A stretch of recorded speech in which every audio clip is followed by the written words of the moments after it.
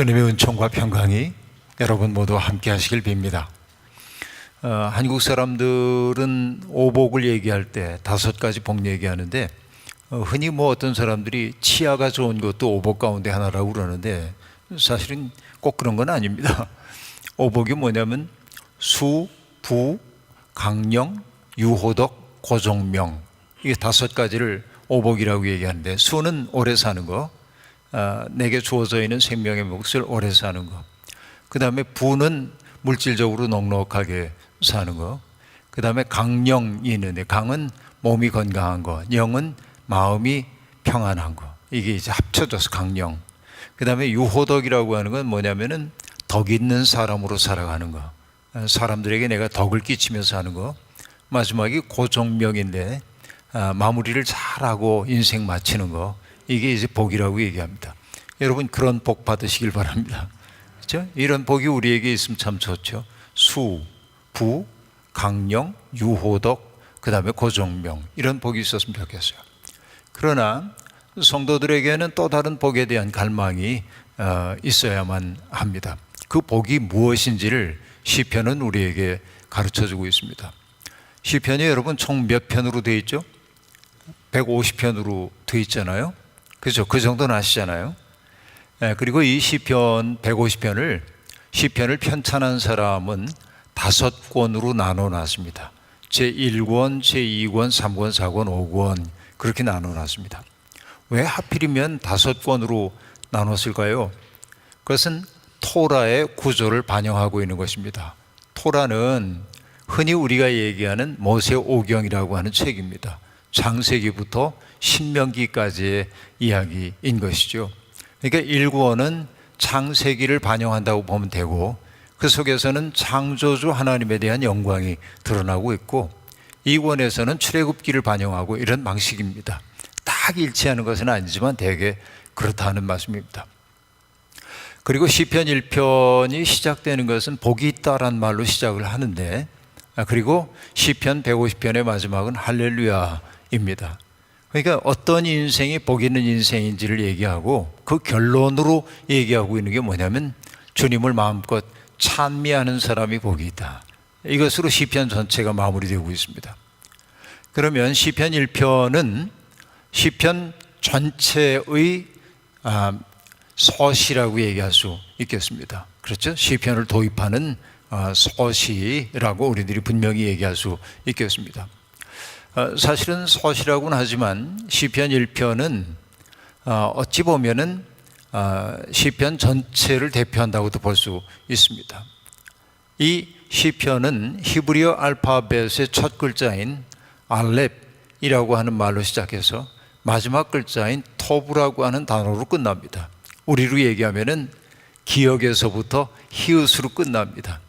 그것은 일부러 완결된 구조를 만들어낸 거예요.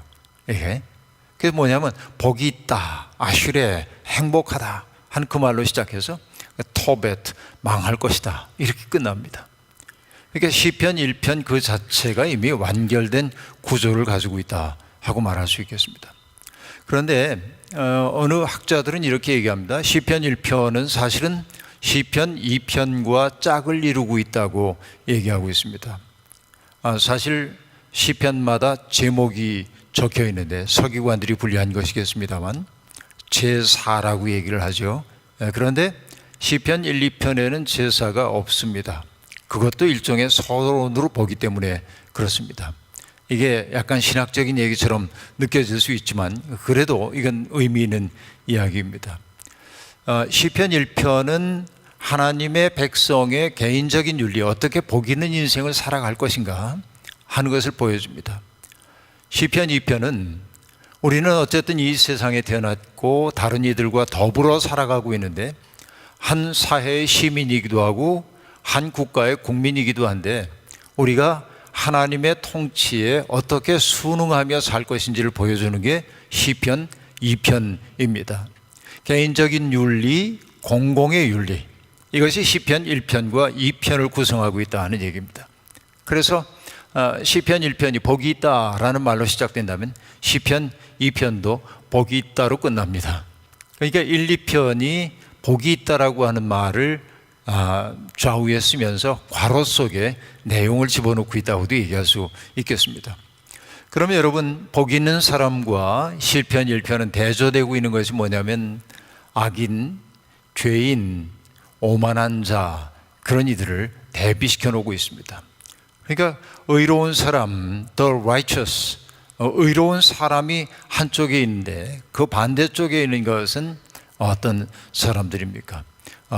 죄인, wicked, 그 다음에 sinner, scopus, 그죠? 이렇게 이제 세 수로 대별해 놓고 있습니다. 근데 아까 얘기한 대로 시편 1권이, 제1권이 창세기를 반영하고 있다고 한다면 여기에서 얘기되고 있는 죄인, 그리고 악인, 또 오만한 사람, 그들은 그냥 도덕적 죄를 저지른 사람이라기보다는 창조신학의 맥락에서 보자면 어떤 사람들이냐면 하나님의 창조 질서에 순응하지 않는 사람을 일컫는 말이라고 봐야 할 겁니다. 그러니까 죄인, 악인, 오만한 사람들은 하나님의 창조 질서를 의도적으로 고의로 훼손하거나 그것을 방해하는 사람들이라고 말할 수 있겠습니다. 하나님의 창조 질서라는 것은 어떤 것이었습니까? 제가 첫날 여러분과 얘기할 때 하나님의 창조 질서는 다른 거 없었습니다. 사랑의 관계를 맺어가는 것입니다. 너를 소중히 여기는 겁니다. 어떤 것도 함부로 대하지 않는 겁니다. 그러면 여기 1편이 얘기하고 있는 악인 혹은 죄인 혹은 오만한 사람은 뭐냐면 누군가를 사랑의 마음으로 대하지 않는 사람들, 누군가를 존중하지 않는 마음으로 대하는 사람들, 바로 그들이 악인이라고 그렇게 말할 수밖에 없을 겁니다. 여러분, 어제도 말씀을 드렸습니다만 인간의 마음이라고 하는 것은 선의 가능성도 있고 악의 가능성도 있습니다. 우리 속에는 선의 가능성도 있어요. 악의 가능성도 있어요.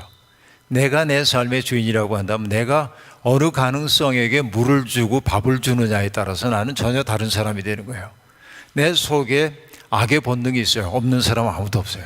왜? 인간은 시너이기 때문에 그렇습니다. 죄인이기 때문에 우리 속에는 악의 본능이라는 게 있어요.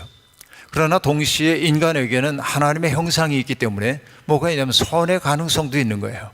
그러니까 내 속에 있는 선의 가능성에 주목하고 거기에 내가 조금 더 많은 정성을 기울이며 산다고 한다면 내 속에 있는 선의 가능성들이 점점 나오는 거예요. 여러분, 사람은 탁월한 모습이 있어요. 내 선택이 아닌데, 그죠? 저도 DNA를 어머니 아버지로부터 받았죠. 그러니까 뭐 이렇게 키 큰 사람들 보면 때때로 부러울 때도 있긴 한데 어쩌겠습니까? 어쩔 수 없죠. 생긴 것도 그래요. 이건 타고난 거. 그러니까 숙명적인 거예요. 바꾸기 어려워요. 여러분, 한국 사람들은 요즘 숙명조차 바꾸죠. 병원에 가서 이런 일들이 많이 있습니다만, 그런데 중요한 게 뭐냐면은 제 아무리 아름답게 바꾼다고 해도 그 내면에서 울려오는 풍겨나오는 품격, 이런 것들이 느껴지지 않는 조화 같은 아름다움이 세상에 있습니다. 그러나 그 사람이 그렇게 외적으로 보면 뛰어나게 아름답진 않은데 그러나 왠지 모르게 기품이 있어 보이고 그리고 그 속에서 빛이 나는 것처럼 느껴질 때도 있습니다. 왜 그럴까요? 그의 속에 있는 선의 가능성에 물을 주며 살아왔기 때문에 그렇습니다. 그죠? 그러니까 우리가 정말 복 있는 인생을 산다고 하는 것은 내가 유난히 착한 사람이어서가 아니라 내 속에 있는 선의 가능성을 최대치로 발휘하도록 노력하는 것, 이것이 우리에게 주어져 있는 하나의 소명이라고 볼 수 있습니다. 여러분, 경제학자들은 인간이 어떤 존재인지를 이해하기 위해서 이런 실험을 진행한 적이 있습니다. 사람들을 피실험자를 두 그룹으로 나눠서요, 이쪽 한쪽 그룹을 갑이라고 합시다. 편의상. 그리고 이쪽 그룹을 을이라고 이제 합니다. 이 게임의 이름은 뭐냐면 독재자 게임입니다. 딕테이터 게임인데요. 어떻게 나누냐면 갑에게 $100를 줍니다. 갑에 속한 모든 분들에게 $100를 줘요. 그리고 을에 속한 사람들에게는 한 푼도 안 줍니다. 억울하죠, 이미. 줄을 잘못 썼을 뿐이에요, 이렇게. 그런데 규칙이 있어요. 어떤 규칙이냐면 을은 갑에게 아무것도 요구할 권한이 없습니다. 갑은 자기가 가지고 있는 $100 가운데 일부를 을에게 줄 수도 있고 안 줄 수도 있습니다. 그때 여러분 묻는 거예요. 갑에게 을에게 돈을 좀 나눠줄 용의가 있습니까? 라고 묻는 겁니다. 여러분 같으면 어떻게 하시겠어요? 이쪽 분들은 돈이 하나도 없거든요. 여기 분들은 $100가 지금 있습니다. 나눠주겠어요? 안 주겠어요? 줘요. 여긴 대답하면 안 돼요, 지금.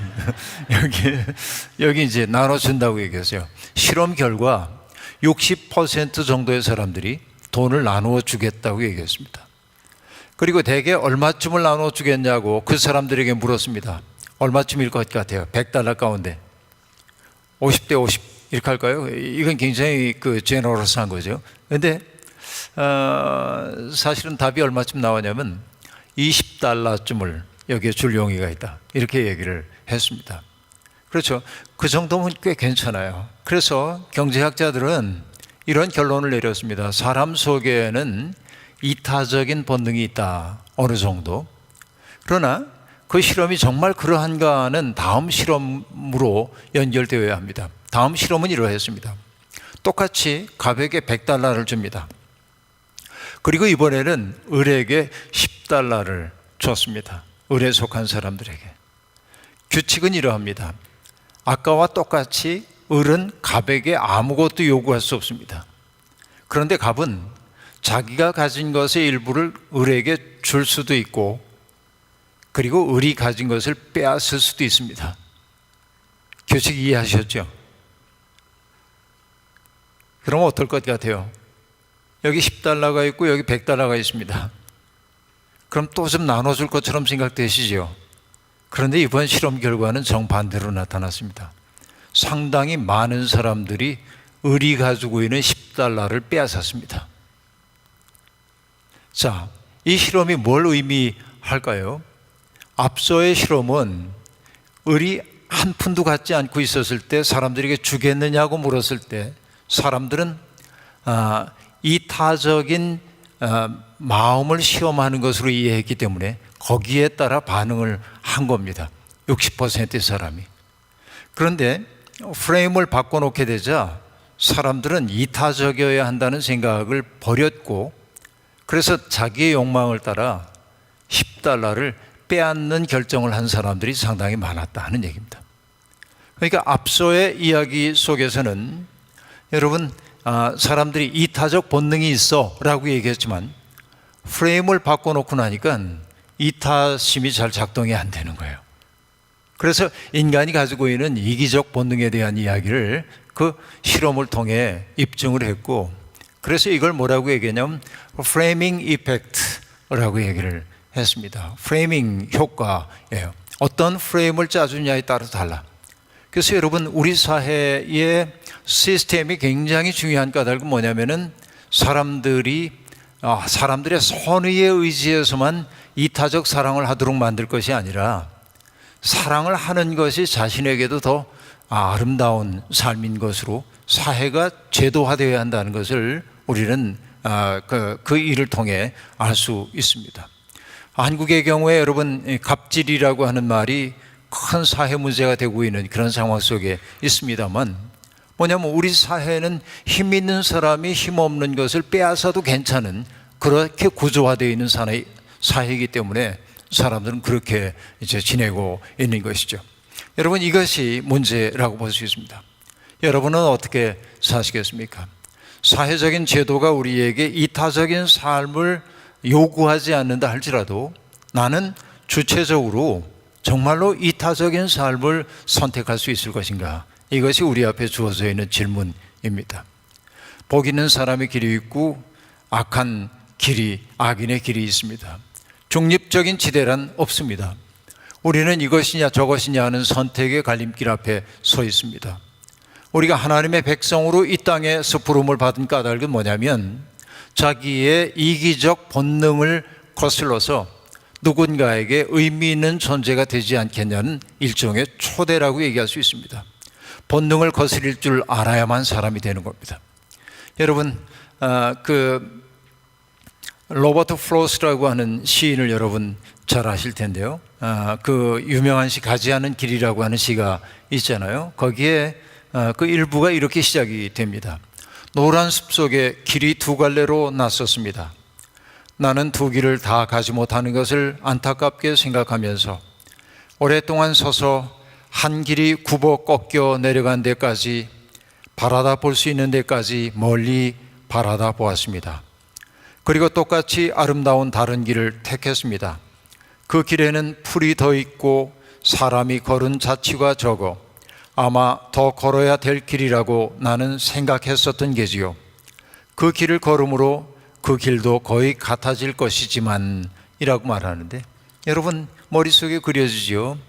길을 걷다 보니까 갈림길이 나왔고 양쪽을 다 걸을 수가 없어서 어느 쪽으로 가야 할까 고민하다가 나는 한 길을 선택합니다. 선택이란 뭐냐면 내가 뭔가를 택하는 것이기도 하지만 다른 것들을 포기하는 것이기도 합니다. 그죠? 내가 결혼하는 순간 저는 한 여자와 약속을 했기 때문에 세상의 그 수많은 여자들을 나의 선택 가능성에서 배제하는 거예요. 이게 결혼 아니에요? 그죠? 가지 않은 길이 더 좋아 보일 수도 있어요. 때때로 누구에게나 다 그래요. 이 프로스트가 그 얘기를 우리에게 들려줍니다. 그런데 이 프로스트의 가지 않은 길이라고 하는 시의 마지막 연에 나오는 구절이 있습니다. 이러합니다. 훗날에 훗날에 나는 어디선가 한숨을 쉬며 이야기할 것입니다. 숲속에 두 갈래 길이 있었다고, 나는 사람이 적게 간 길을 택하였다고, 그리고 그것 때문에 모든 것이 달라졌다고 라고 말합니다. 그렇죠?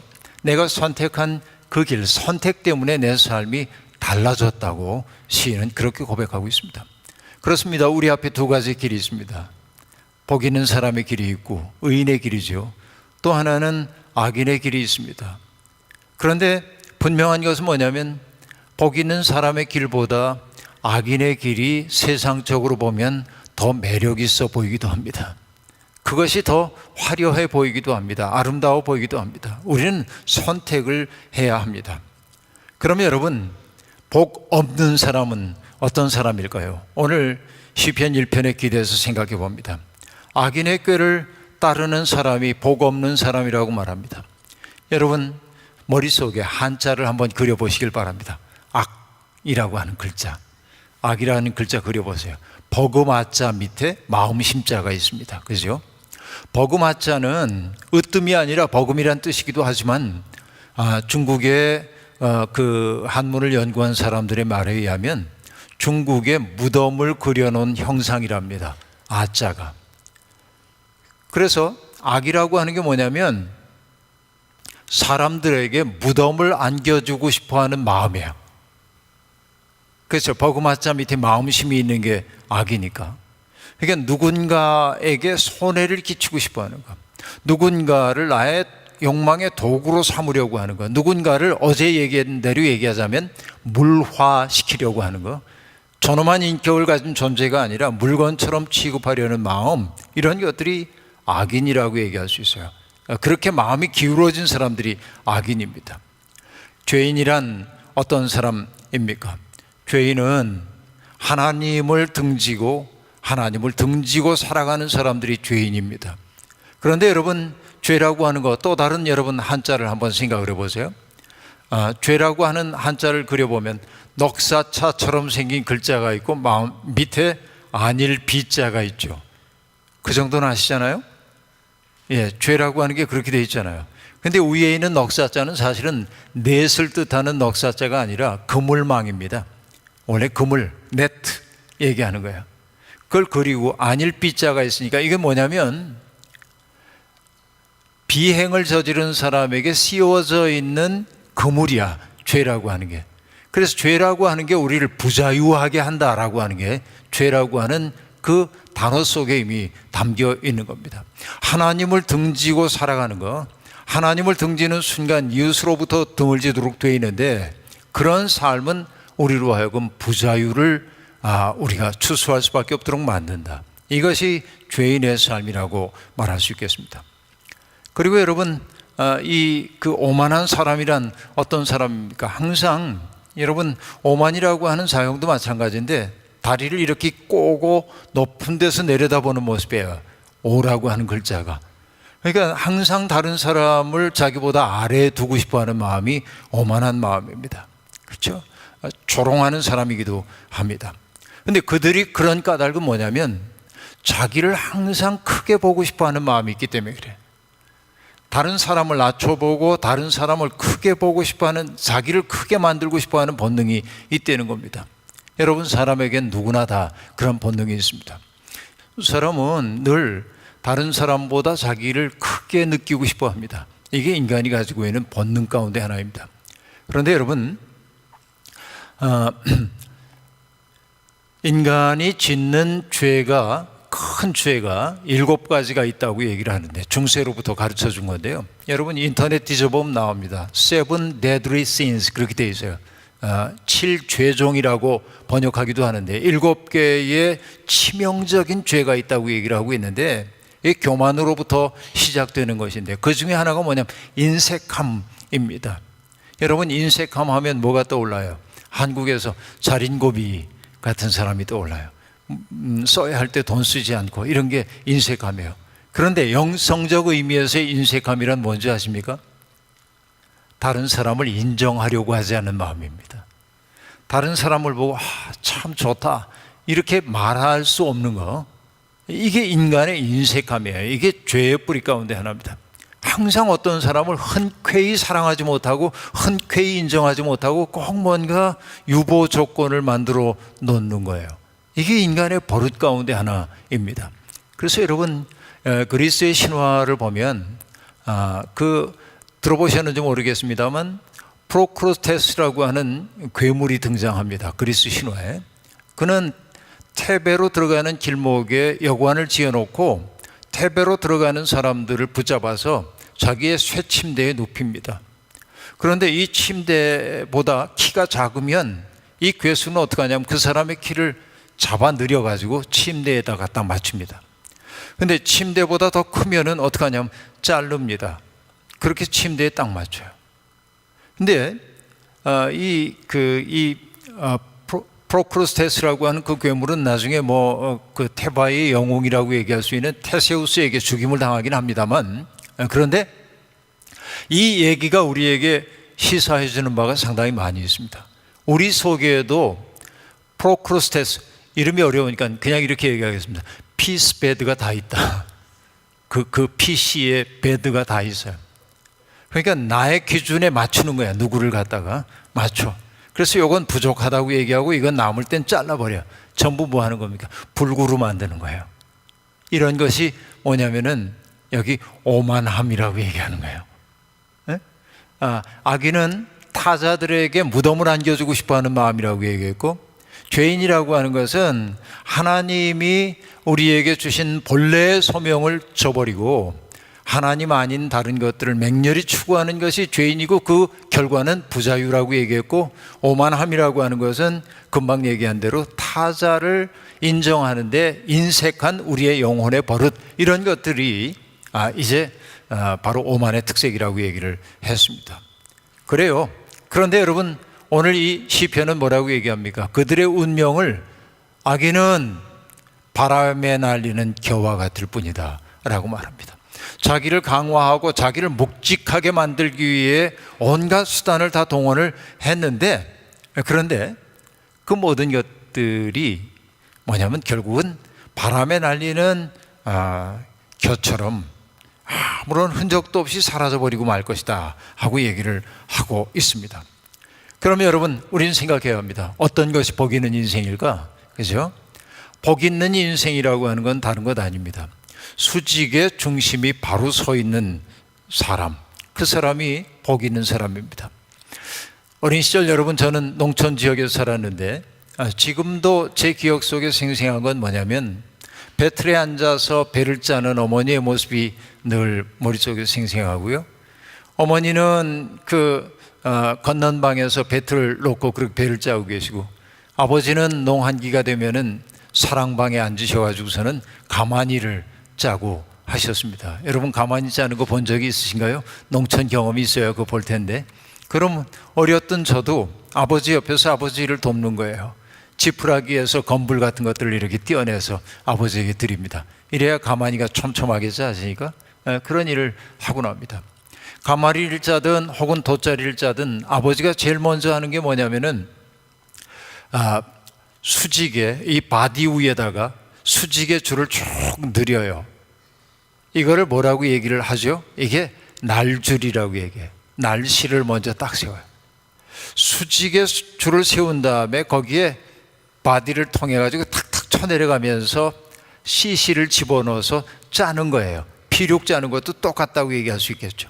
그러니까 여러분, 우리의 인생이 아름다운 인생이 되기 위해서는 수평적으로 나를 확장해가는 일만이 중요한 게 아니라 수직의 중심이 바로 서 있어야 내 인생이라고 하는 피륙이 아름답게 짜진다 하는 얘기입니다. 복 있는 사람은 다른 거 아니에요. 늘 하나님의 말씀을 자기의 삶의 중심으로 삼고 살아가는 사람이라고 얘기할 수 있습니다. 그러니까 나라고 하는 존재는 나의 이성이나 감정이나 의지라고 하는 것이 죄로 말미암아 얼마나 왜곡되어 있는지 알 수 없습니다. 내가 바라보는 게 옳은 것처럼 보이지만 내 안경에 여러분 뭔가 때가 많이 묻어 있다고 한다면 내가 사물을 바라볼 수가 없잖아요. 어떤 사람이 이사를 했습니다. 그러고 나서 옆집을 이렇게 바라보니까 옆집의 주부가 빨래를 해가지고 이렇게 널고 있는데 보니까 빨래가 잘 안 됐어요. 지저분해요. 그래서 아유, 왜 저렇게 빨래를 지저분하게 했지? 며칠 후에 또 보니까 또 이렇게 널어놓는데 보니까 또 그래요. 그래서 저분이 눈이 안 좋은가 보다. 그래서 이 때가 있는 걸 못 보나 보다. 그리고 옆집 사람을 약간 비웃었습니다. 근데 여러분, 자기 집 창문이 더러운 것 같아 닫고 보니까 빨래는 깨끗한 거예요. 더러운 건 뭐였어요? 빨래가 아니야. 뭐예요? 자기 집 창문이야. 여러분, 우리 마음의 창이 깨끗하지 않으면 세상도 흐려 보이는 법입니다. 그렇죠?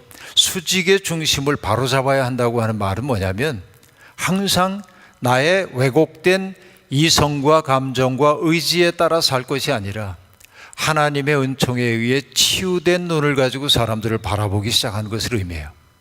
그러기 위해서는 항상 하나님의 말씀과 내 삶을 잇댄 채 살지 않을 수 없습니다.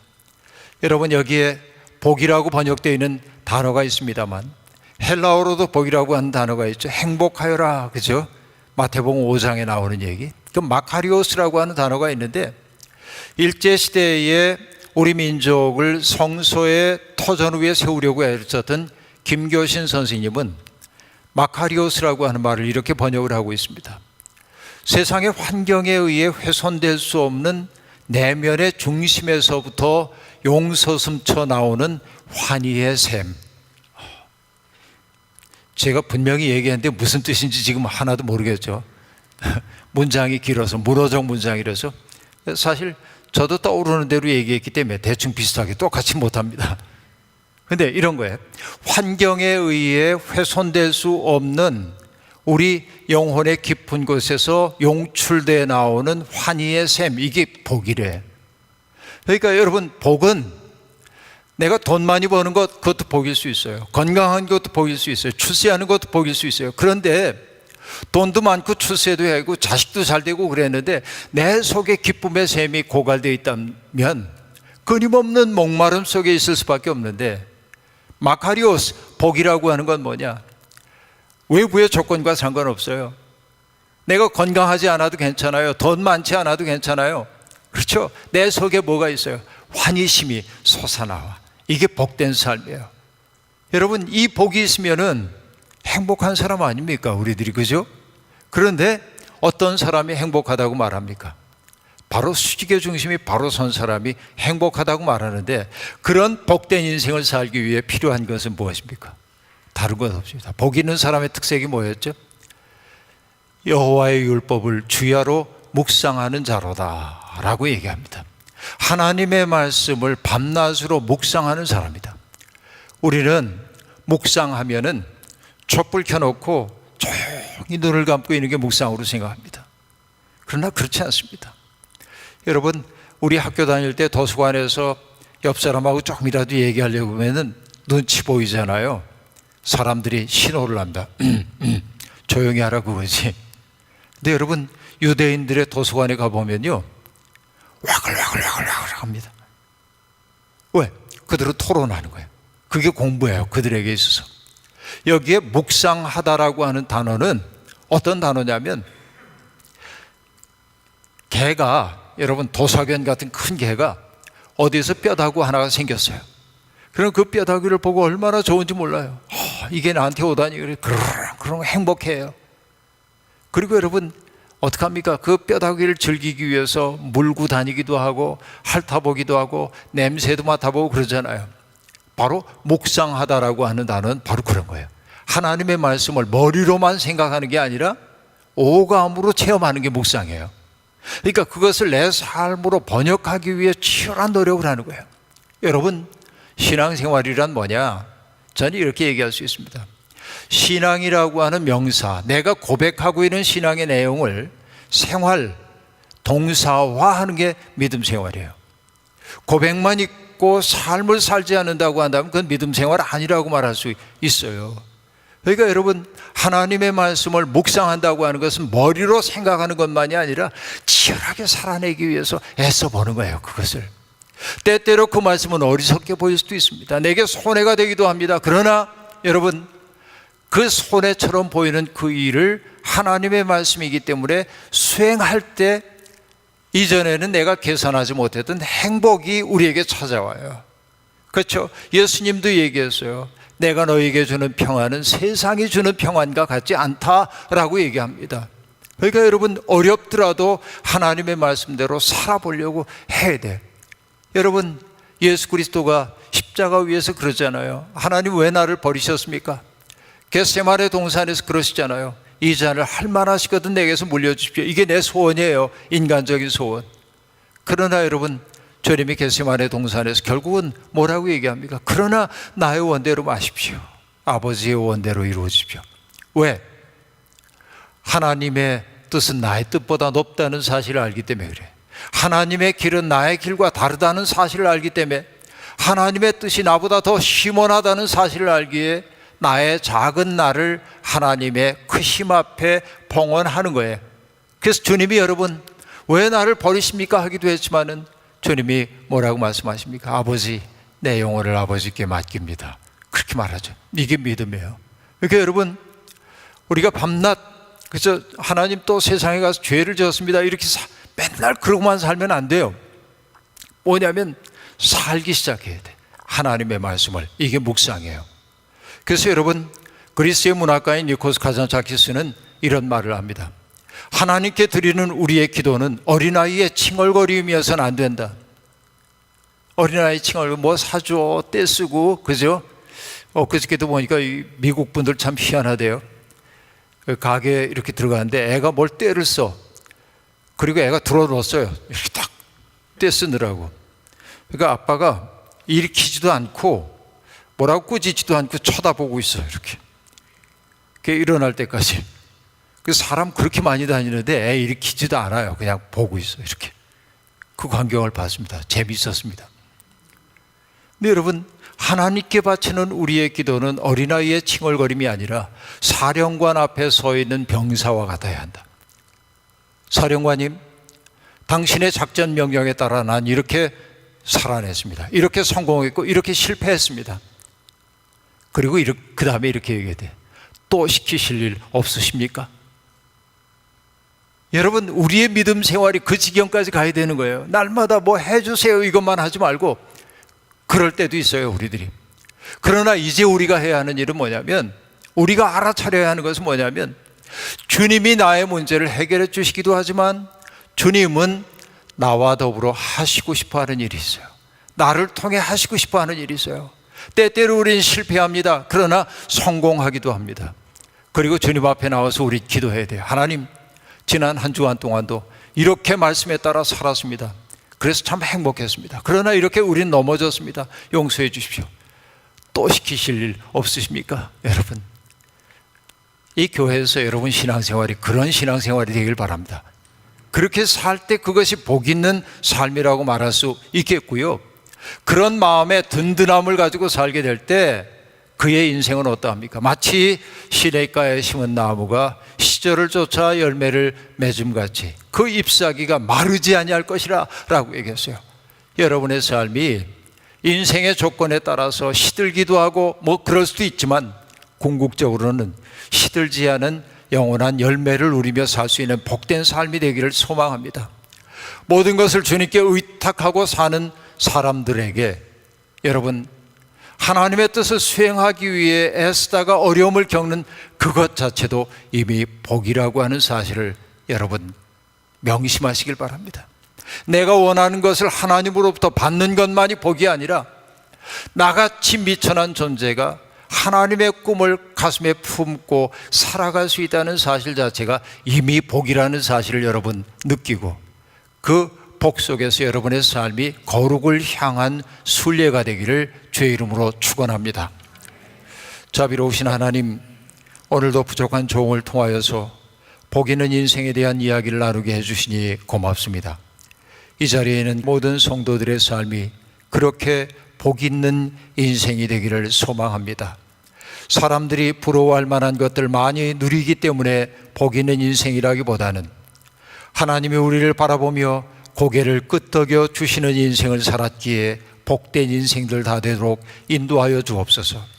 인생의 가뭄이 다가온다 할지라도 우리의 내면 속에 용출되는 기쁨의 샘물이 고갈되는 일이 없어 언제나 누군가에게 복을 끼치며 사는 아름다운 인생들 되게 하옵소서.